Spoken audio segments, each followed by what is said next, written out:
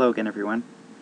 Today I'll be looking at the ClearPoint trading strategy in a bit more detail and actually explaining the rules that I use when I'm trading this system. The introduction video just basically touched base on the different ways that the indicator can be used, but it didn't really go into too much detail. So as I mentioned before, in developing this trading strategy, one of the most important things was to keep it as simple as possible. So there's actually not a whole lot of rules or complicated things that you have to remember in order to use this strategy. Jumping right into it, the first rule we're going to look at is that we only trade in the direction of the overall market. Now the reason for that is that the vast majority of stocks that you'll be trading, they actually correlate very closely to the market as a whole. Many stocks do better or worse than the market, but in general, most stocks will actually just follow the same direction as the market. So for this example, I'm going to be looking at the trades that we would have been in and out of with Apple over the past 6 months or so.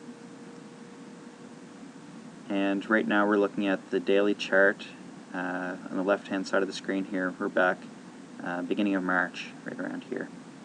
And this is just as the market correction after the financial crash last year was just about to end. And we didn't know that at the time. At the time, things were looking pretty grim.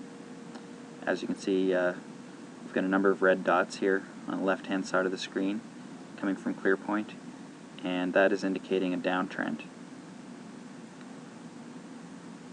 Now, at about March 11th, we get a yellow dot.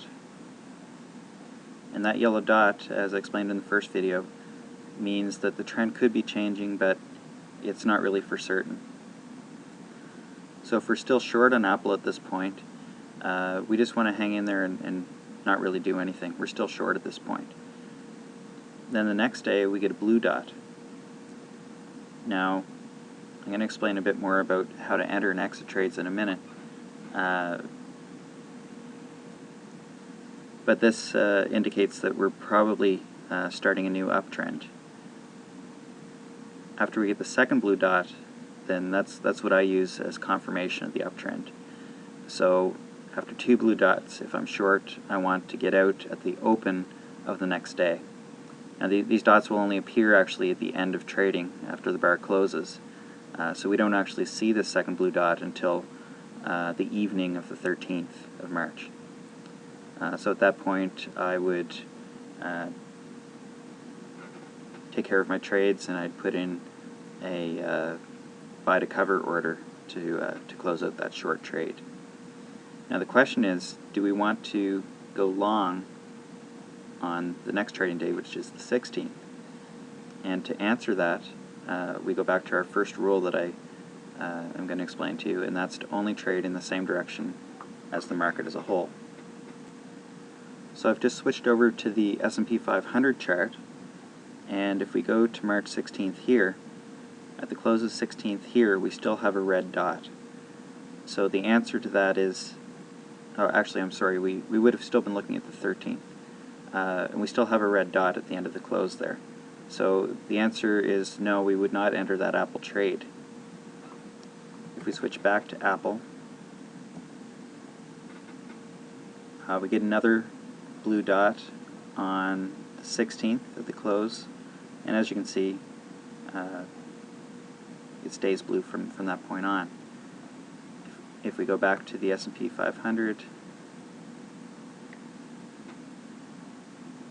we get our first blue dot in the S&P 500 at the close on the 18th. Now this indicates that the market as a whole may be turning around and going into an uptrend. And at that point we want to start looking at longs in all of our trades. So if we go back to Apple, on the 18th, the close of the 18th, we're right here. We've got a blue dot on the S&P 500, we've got a blue dot on Apple, so we want to go long on Apple at the start or the open of the next trading day, which is the 19th. So for this trade we would get in at the open, which was about 101.85. And we're going to hang on to that trade until we get 2 red dots in a row. So we'd be in that trade for a couple of months, it looks like. May 13th we get our first red dot. We hang in there because we don't have confirmation yet that the trend is over. We get our second red dot on May 14th. So we want to exit this trade at the open on the 15th, which is the next trading day. So we would have gotten out of that trade at the open, which is about 122. And that works out to be about a 20% gain over just a couple months, which is a pretty good return. Now this downtrend, well, it didn't actually end up being much of a downtrend, because the very next day we get our first blue dot. But remember, we don't trade on the first blue dot, we wait until the second blue dot. Close of the 19th, we get 2 blue dots in a row. But again, we want to check the S&P 500 daily chart to confirm that the overall market is still in an uptrend. So let's switch over and have a look at that. And as you can see, the S&P 500 is still clearly in an uptrend at that point. So we're okay to enter back into the Apple trade. So we're long Apple again at the open of the 20th, which was at about 127.63.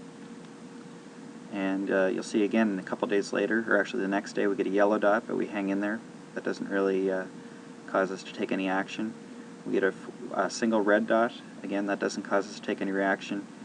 And then we start getting blue dots again. So this was sort of a fake out. We would have, under other circumstances, maybe exited this trade, but because our rule is to wait for 2 red dots in a row, we would have actually just stayed in this trade, and it would have worked out well for us. So we would have actually stayed in this trade all the way. We would have gotten out after 2 red dots. The morning of the next trading day is the 9th of July. We would have been out at about 137.76. And that's good for about another 10-point gain. Again, it wasn't really the start of a new downtrend. We get a couple more blue dots in a row. So we're looking at maybe entering on July 15th at the open. But again, we want to check the S&P 500 to see what the overall market's doing. So if we look at the S&P 500, remember this is the 14th that we actually got our trade confirmation on Apple. But on the 14th in the S&P 500 chart, we still have a red dot, so we can't enter that trade yet in Apple. The next day, however, we do get a blue confirmation that the market's entering an uptrend. So we can actually enter that Apple trade on the next day, which is the 16th. So switching back to Apple, this is the 16th right here. And if we look at the open there, we're getting in at about 145.76. And if we continue on, this actually ends up being a very good trade for us. We get out, we're actually all the way up till the end of October, beginning of November. We get 2 red dots in a row. We get out the morning of November 3rd at 187.85, and I think that works out to be pretty close to a 30% gain. So that wraps up basically the simple rules for the ClearPoint trading system. There's not a whole lot more to it than that, but I will be covering a bit more in some of the next videos. Key points are to trade in the direction of the overall market, enter on 2 dots of the color of the direction. So for example, if the overall market's in an uptrend, we're going to enter on 2 blue dots, exit on 2 red dots. If overall market's in a downtrend, we want to go short on 2 red dots and buy to cover on 2 blue dots.